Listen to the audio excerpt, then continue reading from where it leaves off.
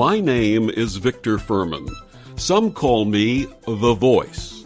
I've always been fascinated with human nature, spirituality, science, and the crossroads at which they meet.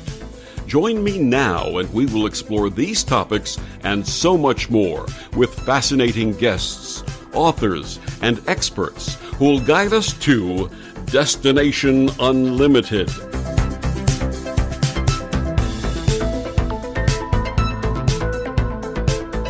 Tuesday, June 4th, will mark the 100th anniversary of the passing of the 19th Amendment to the U.S. Constitution. The amendment, which was ratified on August 18, 1920, granted women, but not all women, the right to vote. This right was called women's suffrage. It wasn't until the Civil Rights Act of 1965 that all women, including African American women in many parts of the South and many indigenous women, finally achieved this right. Today, nearly 200 years after women began speaking out for equality, we still find a society where many women are struggling for their rights, are often met with sexism and misogyny, and still find the proverbial glass ceiling inhibiting their full pursuit of life, liberty, and happiness. Are there lessons that women of the 21st century can learn from the original suffragists of the 19th century? Can examining their struggle offer new inspiration for today's women and also open the hearts and minds of men? My guest this week on Destination Unlimited, April Young Bennett, did just that. April Young Bennett began studying the lives of suffragists to inform her own activism. As communication director for Voices for Utah Children, she worked within nationwide networks of advocates for changes to state and federal policies affecting children and parents, such as pay equity, health care, education, and juvenile justice. April Young Bennett was a founding organizer and spokesperson for the activist group Ordained Women, which has been featured in respected news outlets such as the New York Times and the Washington Post. Ordained Women collaborates with the Women's Ordination Conference, Ordained Women Now, Women of the Wall, the Parliament of World Religion's Women's Task Force, and other networks of religious feminists. April produces and hosts the Religious Feminism podcast, which provides a forum for feminists across a variety of faith communities and secular feminist organizations to learn about each other and work together toward common goals. She blogs about Mormon feminism at theexponent.com, which averages 40,000 unique visitors per month. She joins me this week to discuss her new book, Ask a Suffragist, Stories and Wisdom from America's First Feminists. Please join me in welcoming to Destination Unlimited, April Young Bennett. Thank you so much for joining us and sharing this very important work that you do. Thank you. I'm very excited to be here. Now, please share with our listeners a little bit about your path and how you became an activist. It started quite some time ago. I became involved in many different secular issues as an advocate for children. But as an advocate for children, I found that often I needed to also advocate for women like myself, because many issues that affect children are those that are affecting their mothers, their caretakers. So if women aren't paid equally with men, then their own children suffer. That was one way I became involved. Another is I became involved in Mormon feminism, feminism within the Church of Jesus Christ of Latter-day Saints. Within my church, we still have an all-male priesthood, and so women are still barred from many leadership positions, and that leads to many inequities within our community. And so I became involved in starting an organization called Ordained Women, where we sought to let the brethren, the leaders of our church, know that we are ready and willing to participate with them as leaders in our church. And so we campaigned for women to also receive the priesthood and become equals with men within our religious community. And what happened? Well, we attracted a lot of attention. And there was a lot of support. It was exciting in many ways because at that time it was taboo to talk about women holding the priesthood and the need to ordain women within our church. And after we started advocating and having demonstrations and marches and spreading our message, it became much more common for other members of our faith to talk about this as a possibility and something that would interest them. And it even became more common for the brethren of the church to start talking about the priesthood in different ways that weren't so gendered. Unfortunately, there was also quite a bit of backlash.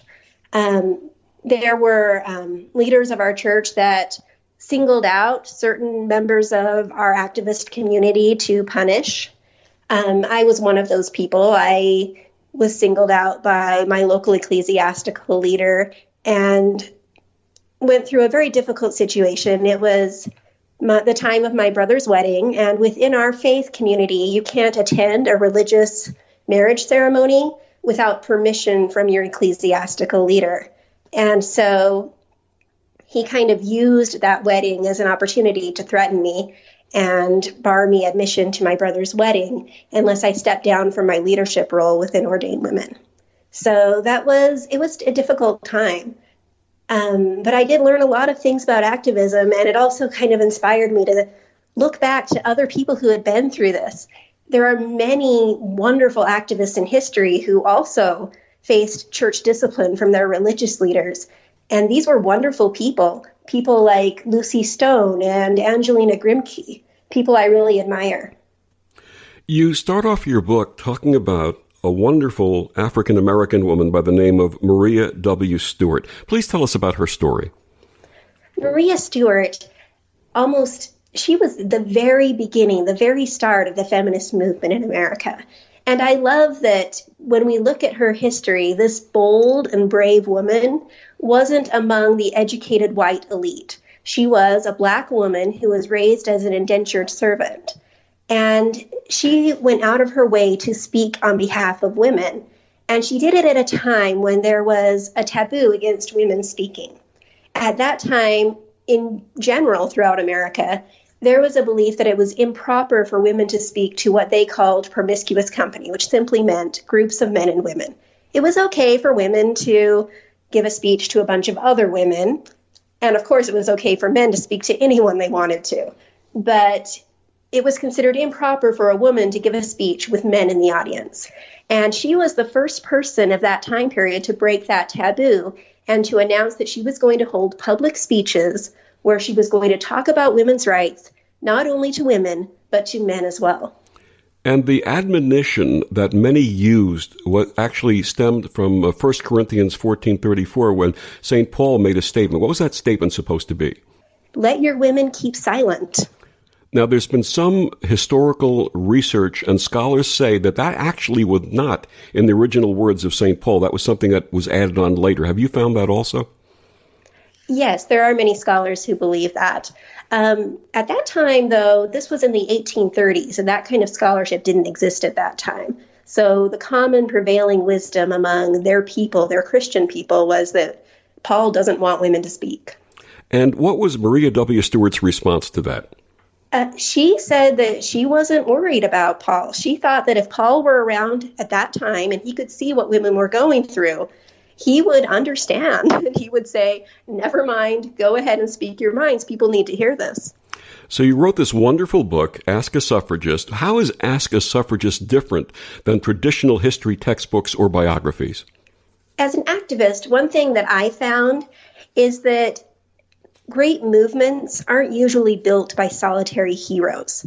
They're built by communities of rank and file workers. And some of those workers do develop name recognition and become well known, but the vast majority are people that you've never heard of who are working behind the scenes and doing wonderful things which really make a difference. And so when we read traditional history books, we're most likely, first of all, when we read traditional history books, unfortunately, we usually don't hear a lot about women and about their struggles because they tend to focus more on men. But when we do read about women, we tend to focus on the most famous women. And those women, many of them were great people who did great things, but there were so many working with them. And my book makes it a point to bring out the stories of these other women who maybe aren't so well known. Another thing about my book that's different is that I've organized it around questions I, as a modern activist, would have for my foremothers, for the people who started the feminist movement. So in each chapter, I raise a question that I have that I would want to ask the people who came before me as an activist to get their advice. And I focus on what those women can teach me. So in essence, what you're doing is creating a dialogue, literally a 200-year-old dialogue between yourself and your, shall we say, the foremothers who went forward bringing this message out in those days. Exactly. I'm asking them my questions. And what are the types of answers that you're getting? They're telling me to make myself heard. And they're talking about different ways we can do that. They're also not all giving the same advice. Just like today, there are many differences of opinion. And there's many different ways of reaching your goals, and they don't necessarily have to be the same. Different people will have different approaches, and that doesn't mean that different approaches can't work. There isn't one right way. My guest is April Young Bennett. She's the author of Ask a Suffragist, Stories and Wisdom from America's First Feminists. We'll be back with more of April Young Bennett after these words on the OMTimes Radio Network.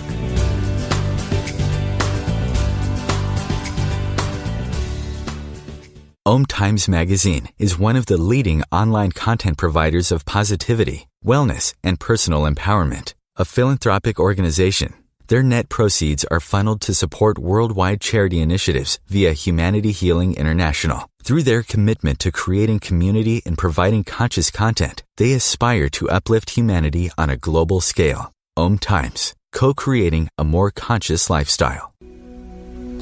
Hi, this is Julie Geigel. And I'm Susan Schuler. And I'm Lori Walker. And we are the Psychic Angel Channelers from Angel Talk Tuesday. Tune in every week at 10 a.m. Eastern on OMTimesRadio.com. The angels have heard your call and are here to help. Are you ready to receive? Bathe in the beautiful vibrational frequency to help you heal, expand, and remember your magnificence with Angel Talk Tuesday. So I'm a cat, and I just moved in with this new human, and she's got this little toy she's always playing with, all day long. Tap, tap, tap, tap, bloop, bloop. She can't put it down.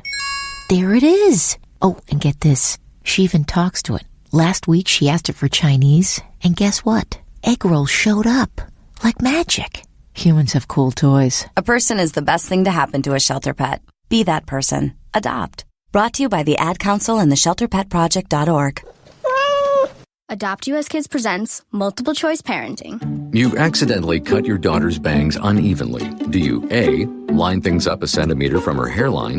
Man, oh man, oh man, oh man, oh man. No. Sweatbands are so hot right now. Everyone's wearing them. Like that basketball player and that other basketball player. B, get spiritual. Mom, where did all the mirrors go? A reflection could never capture our true selves. Huh?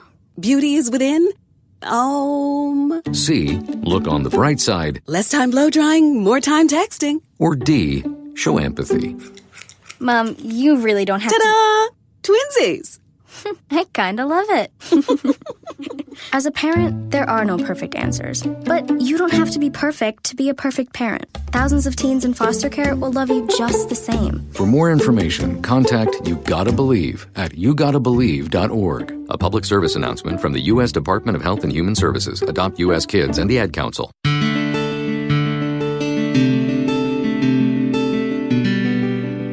Back on Destination Unlimited, my guest this week is April Young Bennett. She's the author of the new book, Ask a Suffragist, Stories and Wisdom from America's First Feminists. Why did you choose the suffragist you featured in this book? There were so many different women and men who contributed to the movement when it first began. There were many people to choose from. And my goal was not to provide one right way of living for anyone, but rather to get lots of different perspectives. And so I looked for people who had different backgrounds and different points of view. So several of the women in my book are women of color.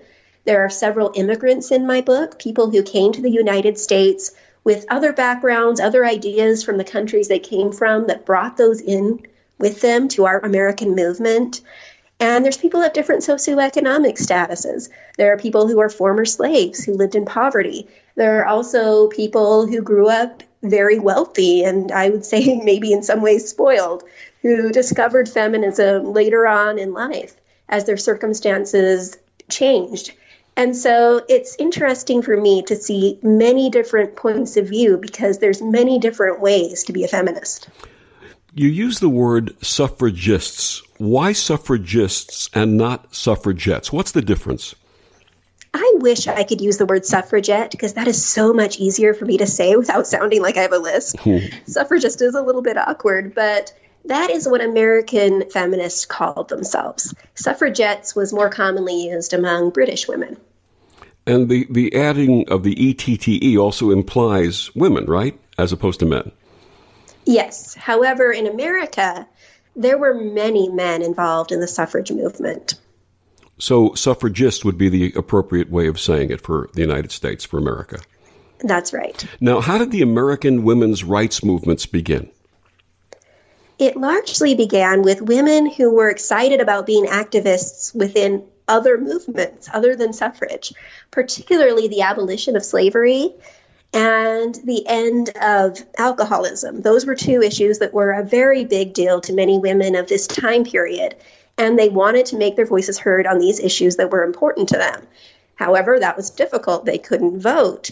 There was this big taboo against them speaking in public, and many men who were activists didn't want to involve women in their groups. They considered it improper for women to even be there. And so they found that if they wanted to support other issues that they cared about, first of all, they needed to support their own right to speak out and to basically be part of this conversation. And what are some of the barriers that suffragists had to confront? One of the biggest barriers is something we already talked about, and that was this taboo against women speaking in public. If women couldn't make their voices heard, if they weren't allowed to talk to other people, they couldn't make a difference. And so that was one big barrier that they had to address right from the very start. Another is a barrier that they had in common with everyone of their time, and that was that communication was difficult. And back in the 1830s, 1840s, the idea that women should be equal was so new that there just weren't that many people that they could communicate with and work with to begin with, and they had to somehow find them without the help of the internet. As a modern activist, when I first became involved in activist causes, I didn't know anyone in my local neighborhood who felt the same way I did, but I was very quickly able to find other like-minded people by going online, talking to other people on social media, and now I have a broad network I can talk to. They didn't have that, and so they had to find other ways to reach out and find people who felt the same way they did so they would have allies to work with. Now, I noticed in your book there's a lot of references to letters between members of the suffragists movement. Was letter writing something that was their way of communicating with each other as opposed to the internet today? Yes. They carried on long conversations with each other over letter. And if you actually look at those letters and set them side by side, you'll see them holding conversations the same way we might say via chat. Someone will ask someone a question, and then in the next letter, that person will answer them. But of course, because they were doing a long, slow process, they would have to put, say, many questions and many answers in one letter. And then they would receive a letter back that had many responses and many more questions for them. And they would continue back and forth like that. And they corresponded often. And so one of the wonderful things about that is we can really hear their voices today because there is so much correspondence. You can see how they talked to each other, how they brainstormed and developed ideas together. Now, you had mentioned the prohibition against women speaking in public, especially to mixed male and female groups. Many of them to advocate against slavery and against the issues of the day actually had their own gatherings where only women would attend and they would speak. Is that correct? That's right. That was one of the strategies they came up with to kind of deal with this prohibition. They found that many men's groups that were already in place would not let them participate. And so they simply formed their own groups and started doing their own activities. And many of these women's abolition groups were very strong advocates for the abolition of slavery. And they would raise money, they'd hold fundraising bazaars, and they would earn money for the cause. They did certain boycotts against goods that were coming from slave labor. They did a lot of good work together that really attracted attention. How much of their activity was able to get to the pre-Civil War South, if any at all? You know, it was difficult for them to talk to the people in the South because lots of things happened to prevent that. Two people in particular who are from the South, Angelina and Sarah Grimke, were wonderful voices, and they actually wrote treatises intended for their former neighbors in the South. And they tried to get their attention by writing directly to these people they grew up with. And in their hometown, they actually had a legal ban on anyone reading anything they wrote. And if it came in the mail from the North, they would immediately burn it instead of sending it on. So it was difficult for people in the South to hear what they were saying. We had talked a little bit about Maria W. Stewart and her activism. Who are some of the other women of color that contributed to the American suffrage movement? One of the most well-known is Sojourner Truth. Sojourner Truth grew up in slavery, but not in the South. She grew up in slavery in the North, in New York, before it was abolished there. And during her time as a slave, she was a woman who had such a drive. She was so inspired to speak out for her rights, even without the opportunities that many other people had of an education or of money. She was in poverty, but she was determined to have her rights. In fact, she took her former owner to court to sue for the freedom of her son, and she won against white people, even though she wasn't educated and she didn't have all that background. And so she was one person who made a big stand for both abolition and for women's rights. Another one is Frances Ellen Watkins Harper, and she was a poet. And she wrote poetry kind of like the slam poetry we have today, where the poetry is meant to be performed. And she would perform the poetry, and it would be so inspiring that she got big audiences of both white and black people to listen to her message. So she was the first rapper. Yes, yeah. That's wonderful. And that was what year? That would have been in the 1860s. So, 1850s, 1860s, right before the Civil War. There were many other activists at that time. One big family of African Americans was the Purvis and Fortin family. There are two last names, lots of intermarriage between the Purvis and the Fortin family, and there were many of them that became, both the men and the women, became very strong activists. And they were based in Philadelphia. They worked with some white people, such as Lucretia Mott, and they formed the first Philadelphia Female Anti-Slavery Society, which became a very strong organ in favor of abolition, and also in favor of women's rights, because their group came to find that if they wanted to accomplish anything, they needed to end some of these silly prohibitions against women sending in petitions to Congress, for example, or women giving public speeches. And so they expanded their platform not only to cover abolition, but also to cover women's rights, because they believed that women should have a voice in this platform. Wonderful. My guest this week on Destination Unlimited, April Young Bennett. She's the author of Ask a Suffragist, Stories and Wisdom from America's First Feminist. April, please tell our listeners where they can get your book, also the special offer that you have on your new book, and also where they can find out more about you and this amazing work. If you go to askasuffragist.com, you can find links there to purchase the book. And the special offer that I have now for anyone who buys it during this first month of sales through the end of June, if you send an email to april@aprilyoungb.com, then with the words Illustrated Companion in the subject line, I will send you a free e-copy of an illustrated companion to the guide. So that illustrated companion includes pictures of the people and the places and the events that transpire in the book, so you can see what it actually looks like. And it also includes discussion questions for your book club or your activist organization. And I'm sure your book is found at places where all great books are sold. Absolutely. Where all great books are sold. Including Amazon.com, right? Of course. And we'll be back with more of April Young Bennett and Ask a Suffragist after these words on the OMTimes Radio Network.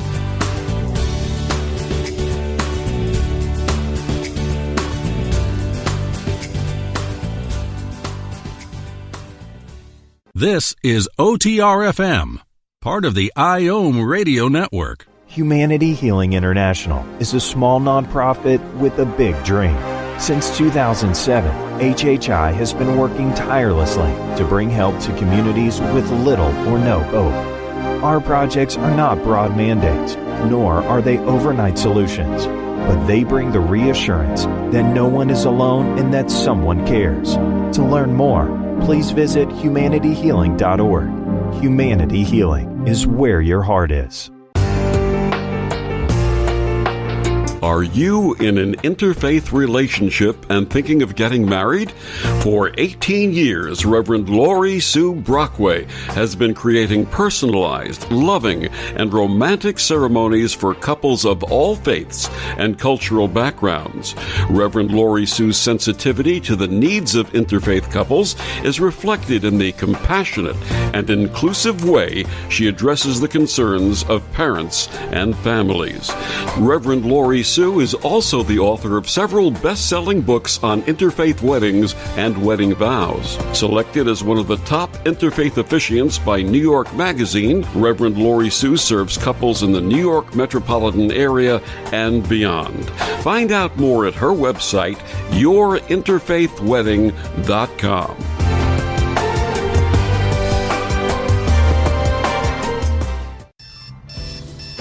Wake up and text. Text and eat. Text and catch the bus. Text and miss your stop. Wait. Text and be late to work. Sorry, I'm late. Text and work. Text and pretend to work. Text and act surprised when someone calls you out for not working. Who, me? Text and meet up with a friend you haven't seen in forever. Hi. Oh, hey. Text and complain that they're on their phone the whole time. Text and listen to them complain that you're on your phone the whole time. Text and whatever. But when you get behind the wheel, give your phone to a passenger. Put it in the glove box. Just don't text and drive. Visit StopTextsStopWrecks.org. A public service announcement brought to you by the National Highway Traffic Safety Administration and the Ad Council. Tune in to The Practical Intuitive, Mind, Body, Spirit for the Real World with me, host Robin Fritz, Mondays at 2 p.m. Pacific, 5 Eastern. I'll cover personal and business intuition, animal communication, mediumship, space clearing, past life regression, shamanic insights, energy healing, soul choice, and more, all to help you tap your own intuitive and healing skills. No ifs, ands, or buts. Adopt US Kids presents What to Expect When You're Expecting a Teenager. Learning the lingo. GOAT, G-O-A-T, acronym, stands for Greatest of All Time. As in, spaghetti sandwiches for dinner? They're my fave. Dad, you're the GOAT. You don't have to speak teen to be a perfect parent. Thousands of teens in foster care will love you just the same. Visit adoptuskids.org. Brought to you by the U.S. Department of Health and Human Services, Adopt U.S. Kids, and the Ad Council. Hi, this is Bill Maher. I can find humor in almost anything, but one thing I never laugh about is cruelty to animals. If you don't get the joke either, write People for the Ethical Treatment of Animals, 501 Front Street, Norfolk, Virginia, 23510.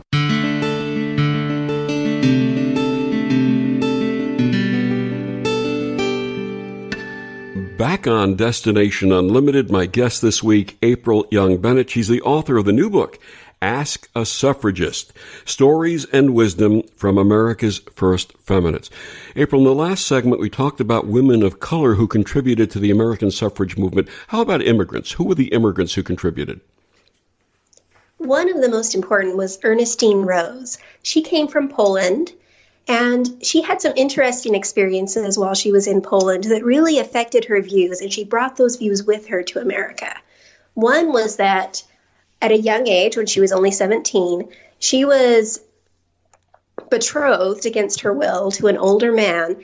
And while she said she was not going to go through the wedding and she refused to be married for any reason other than love, and especially not to someone older than her who would probably treat her like a daughter instead of like an equal partner, she fought him in court for the right to keep her property as her betrothed. He had a right to basically confiscate her property. And she went to court and she won. And oddly, after winning and proving her point, she left most of that property behind and left Poland. And then she went to England, where she became involved with the Owenite movement. And Owenites had lots of wonderful ideas, which we now do take largely into consideration when we're looking at social work and social issues, where they didn't want to go out and punish individuals. They wanted to look at what's going on in their backgrounds, in their lives, and in these communities that's causing social problems to exist. It's a way which today we do think about social problems that way, and we do try to find the root causes instead of just punishing one individual. But at that time, it was a brand new thought. And then she came across the ocean to America, and she brought this background with her. So as soon as she came to America, she found out that her husband, at that time she had married someone of her own choice, and named William Rose, and she liked him a lot, but she still didn't want him to own her property. And when she got to America, she found that the rules here weren't any better than they were in Poland, that married women were not considered to have property rights. Everything they owned was considered to belong to their husbands.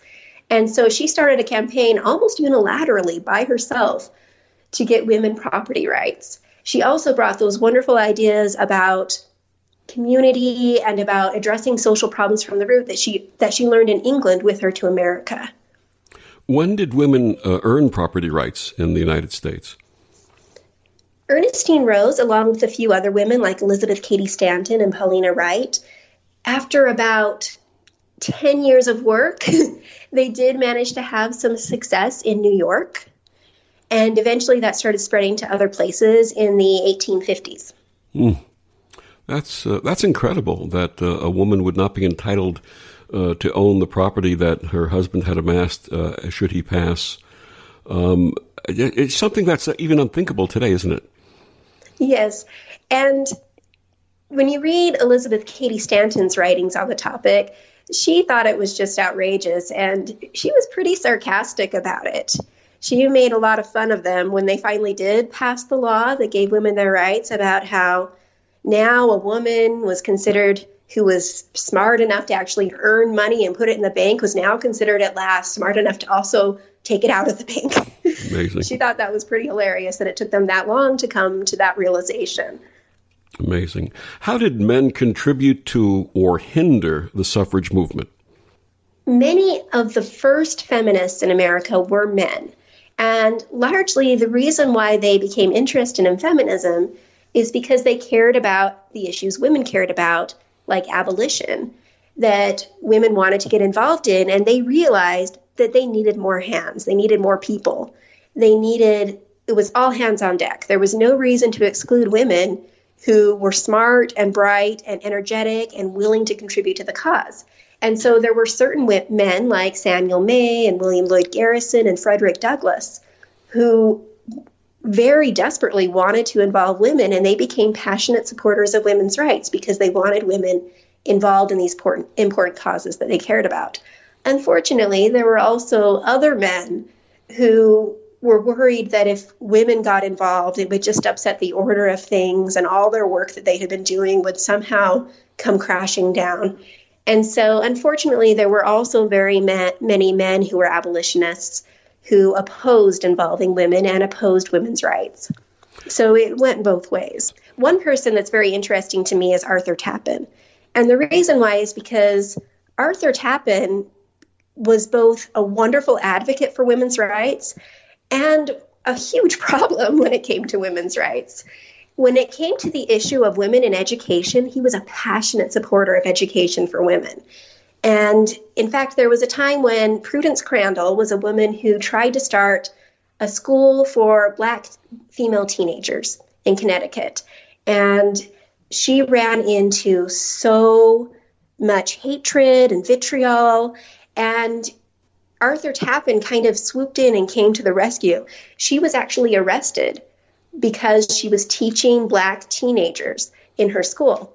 And Arthur Tappan came in, and he was a wealthy philanthropist. He had money, and he funded her defense, her legal defense. And thanks to that funding, they did win. He also funded an entire public relations campaign for her.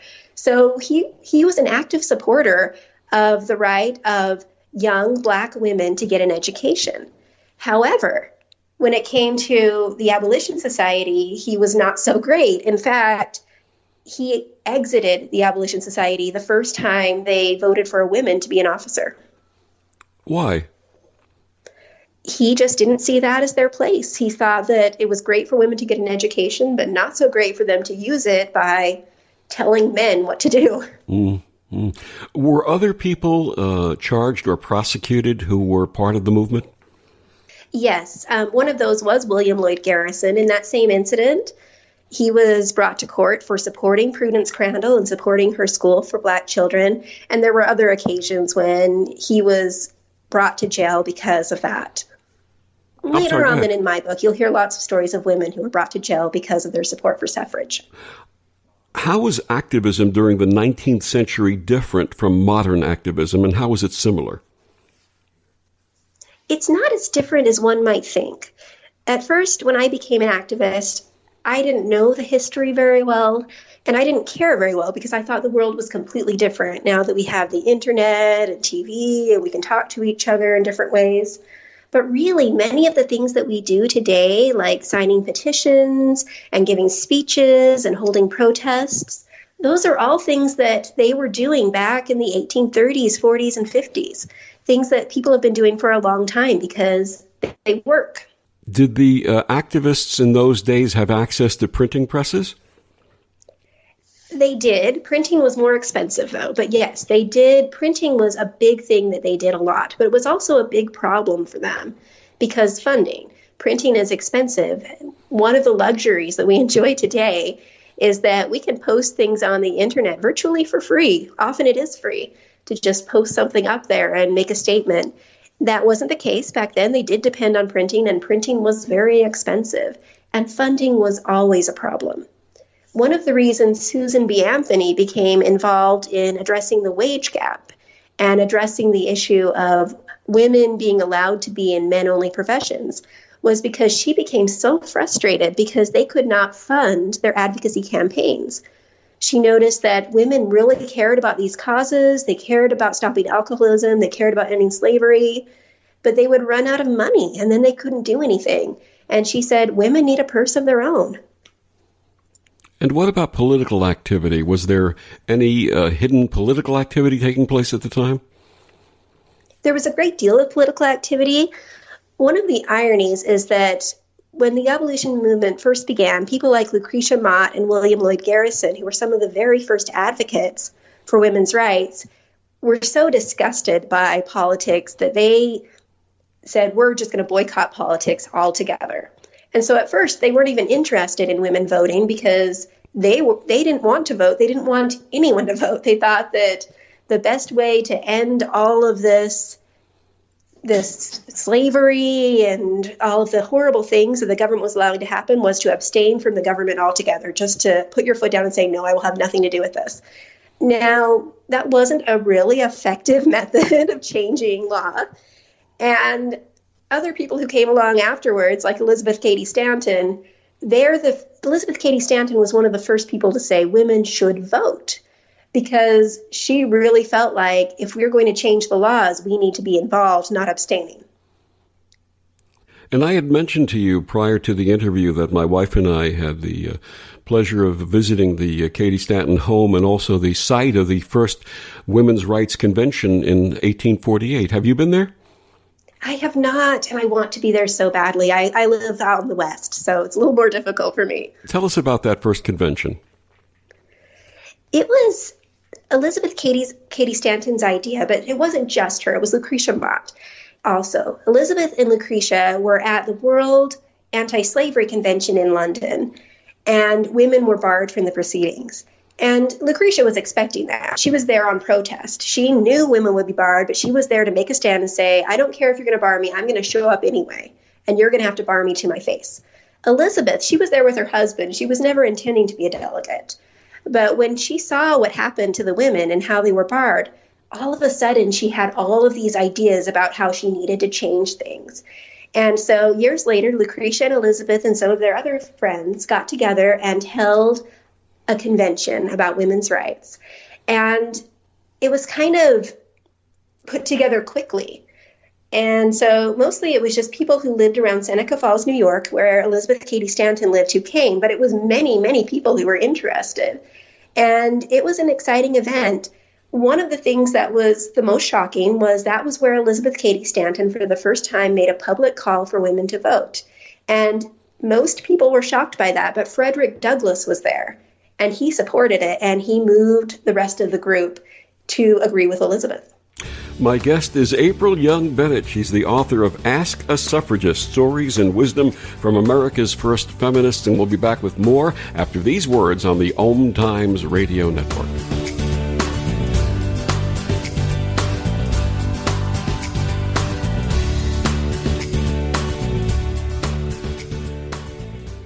Ascending Hearts is no ordinary dating site, but a spiritual dating site with a purpose, to link you with your soulmate. We engineer the serendipity so you can trust that you will attune with someone that has the same matching vibration as you. Ascending Hearts, the conscious dating site for the spiritually aware. Try Ascending Hearts for free. AscendingHearts.com. Change and growth are part of natural life, and also part of your spiritual life. Everyone needs support and guidance, especially during life passages. Upgrade yourself with the OMTimes Experts program. With OMTimes Experts, you have access to the best intuitive coaches, spiritual teachers, counselors, astrologists, and oracles. Our team was carefully selected so you can trust. Find out more at experts.omtimes.com. Hello, I'm Sandy Sedgbeer, host of OMTimes Magazine's flagship radio show, What is Going On? My passion is sifting through information, research, and innovations from new thought teachers, speakers, and researchers pushing back the boundaries of what we know about life, energy, metaphysics, and the universe. I love shifting perceptions about who we are, why we're here, and how quickly impossible becomes normal when we open our minds, expand our awareness, and accept that the only limits that exist are those we place upon ourselves. So if you're the kind of forward-thinking, eager investigator of what lies beyond the current reality that most perceive, why not make a date to come play with me in the field of possibilities at 4 p.m. Pacific Time, 7 p.m. Eastern Time every Thursday, and together we can discover what's really going on. 1 in 3 adults in America have pre-diabetes, but most don't know it. To let people know it can be reversed before it becomes type 2 diabetes, professional basketball player Julius Randle is doing everything in reverse. I'm only dunking with reverse windmills. I drove the whole way to practice in reverse. I don't recommend it. This move's called the reverse shuffle. I do recommend it. And it took me months to learn how to speak in reverse, like this. Years 10 almost for diabetes type 2 with living Ben has mama. In other words, my mom has been living with type 2 diabetes for almost 10 years. So together, we want to say to the 84 million Americans at risk, exercise and healthy eating can help reverse prediabetes. Start by taking a simple 1-minute risk test at doihaveprediabetes.org. Brought to you by the Ad Council and its pre-diabetes awareness partners. Bet he can't say that in reverse.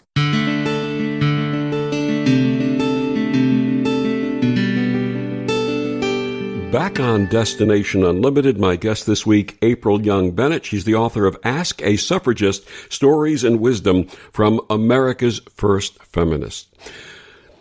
How can women today make their voices heard? I think we need to look at what our foremothers did at a time when women were expected not to speak at all. And they were creative. In some cases, they were barred from men's proceedings, and so they held their own alternative conventions where they had maybe only women or maybe only women and men who supported them that were speaking at the same time. Other times, they would show up in places where they were not welcome and make people listen to them. They would show up and just come in and stand there until someone heard them. And so there were many different ways that they reached out to places where they weren't welcome until finally public opinion started to change. And how can women today have that effect? I still see people doing the same strategies today.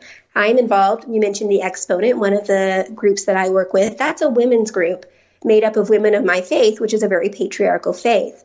And so that's one way where we're banding together and making our voices heard as women by creating a women-centered space as an alternative to the patriarchal spaces that are provided to us by our faith community. And then coming in places where we're not welcome is another that we've done. One that I did was that as part of Ordained Women, we marched to a male-only meeting. There were hundreds of us women that came and said, we want to attend, we want to participate. And we arrived at the doors and asked for entrance. And what happened? Unfortunately, they did not let us in. They actually, we got in line and they refused us entry one at a time, just the women. The men were allowed to enter and the women were refused entry one at a time. And the next time we did it, they said, okay, this time we're still not going to let you in, but we'll let you listen over the internet. And that reminded me of exactly what happened to Elizabeth Cady Stanton and Lucretia Mott when they went to the World Anti-Slavery Convention in London. They were allowed to listen behind a curtain, but they weren't allowed to participate. What role may my brethren and I play in today's feminist movement? I'm a firm believer that men can be feminists and that we need male feminists. When we look at history, we see that men who are already welcome in spaces where women weren't and who were already sitting in positions of power that women didn't yet have were in a unique place to use their privilege to help women. And many of them chose to do so. And that's what we need today as well. And how can we balance family life and activism? When we look in the past, if you actually ask, say, Susan B. Anthony, she would say, you can't. Please, don't have kids. We really need you in the movement. Susan B. Anthony didn't like it when her suffragist peers would get married and have kids. However, the rest of them found many, many creative ways to make their voices heard as part of a family. And one of the most important things that they did was they found like-minded people to marry and have children with, people, male feminists, who also believed in the cause and were willing to support them and participate with them. And how do you find that in your own family, your own relationship? Many of us do. If we find our way to feminism young, we do eventually get a partner who is like-minded. For those of us who came into it later and maybe our partners aren't on the same page with us, there's a lot that we can do to help them to understand the need for women's rights, to help them to empathize, and to help them to eventually see the need. It's just a matter of patience and time, and sometimes in saying, okay, we're not going to agree with each other, but I've got a protest to go to, and I'll see you later. Mm-hmm. You mentioned your challenge several years ago with the LDS and your opinions and your voice. Is religion compatible with the feminist movement? Many people would say no. However, as a feminist of faith, many of the first other feminists that I met were people of my same religion. And the reason for that is because we're seeing the inequities firsthand. We're seeing what still happens, how women are still excluded, and we just naturally feel ready to address that. And so you'll find lots of people of faith who are working to change their religions and make them more open, more equal, more accommodating. And that benefits everyone. The people who did that now, people who did that in the past during the suffrage movement, as they opened doors within religions and made faith communities more equitable, that benefited everyone because that equality that people learn in their places of worship, it spills out into other parts of their lives. And so you need religious feminists to help you to make those changes. How may women break the glass ceiling? More and more every day. However, it's also a little bit depressing how far we haven't come. There still is a gender gap in wages. When we look at entrepreneurship, women are still only receiving 2% of the funding for their startups compared to what men are receiving. So there's a long way to go. But we do have many people from the suffrage movement who broke the glass ceiling at their time, opened doors, and thanks to them, we've got more and more opportunity today. And how does art inspire the change that we seek? When we remember people like Frances Ellen Watkins Harper and how she would go out and entertain the masses with her slam poetry, we see people doing the same thing today. They do it with music, they do it with film, they do it with subversive cross-stitching, they do it with everything. And a lot of times people are more willing to be entertained and learn that way than to be, say, scolded. How should modern activists define their priorities? Where should they put their efforts? One thing that we learned from the suffrage movement is something they didn't do so well. And that is they reached a point more than once, where women were competing with men of color to achieve their rights. And it was almost like they forgot that the enemy was patriarchy, not each other. And that is definitely the one thing you've got to make sure you're not doing when you define your priorities. You don't want to seek rights for yourself at the expense of some other disadvantaged group. We all need to build up each other and come forward together. So that's an important thing to remember that I think we're still working on. And what other things should they do? They should also look at what is the root of the problem? Where does it come from? Where does it start? Because sometimes we have to look at what's the most important thing. One thing during the suffrage movement that many were very passionate about was dress reform. At the time, everyone was wearing these corsets and petticoats and long dresses that were uncomfortable and made it very difficult for them to move into male-dominated professions because they just weren't dressed right. So there were some women who were very passionate about the idea that women should be allowed to wear pants. And I agree with them. I think they were completely right, that women should be allowed to wear pants. Today we are, thankfully. And they fought for this for a little while until they found that the street harassment was so distracting when they were wearing pants in public. They called them bloomers at the time. It was a specific kind of pants that they couldn't promote the other issues they cared about. They couldn't give speeches about suffrage because all people would notice was their pants, and they would only talk about their pants. Nobody would talk to them about suffrage. And so they had to step back and say, as much as we're right about this issue, we need to think about which other issues we care about more, because our work towards this issue is blocking our ability to promote the other causes we really care about. I remember the feminist movement of the 1960s and 1970s, and I remember there was a lot of anger voiced, and rightfully so, righteous anger. Does anger have a place in today's movement? Yes, all human emotions have a place in every movement, but there is a difference. Sometimes anger will impede your ability to get through. Some people won't listen to anger. That's always going to be the case. However, one of the things that women and other disadvantaged communities have fought for a long time is the ability to actually say what they think. And a lot of times when we look at these inequities, we feel angry, and people have been working for a long time for us to have the right to say, I'm angry. How should modern activists emulate the suffragists? One of the things that we can do that they did is they were diverse, they were different from each other, just like we are today, and yet they reached out. They tried to find other people who cared about these issues, even if they were approaching them in different ways, even if they had different priorities, and they looked for ways they could work together. And that's something I think we need to do today, too. We always need to be looking for ways to expand our horizons, work with people who are different from us, who are diverse, and come together towards common causes, even if we are working in different ways. Work together, organize, communicate. Absolutely. What would you like readers to take away from Ask a Suffragist? I hope that after they read this, they feel inspired by the people who came before us and how much they were able to accomplish against all the odds, and they feel energized to go out and fight for those causes they believe in. And I hope also they will see that they weren't perfect. These were flawed people, passionate people, but flawed people who did make some mistakes along the way.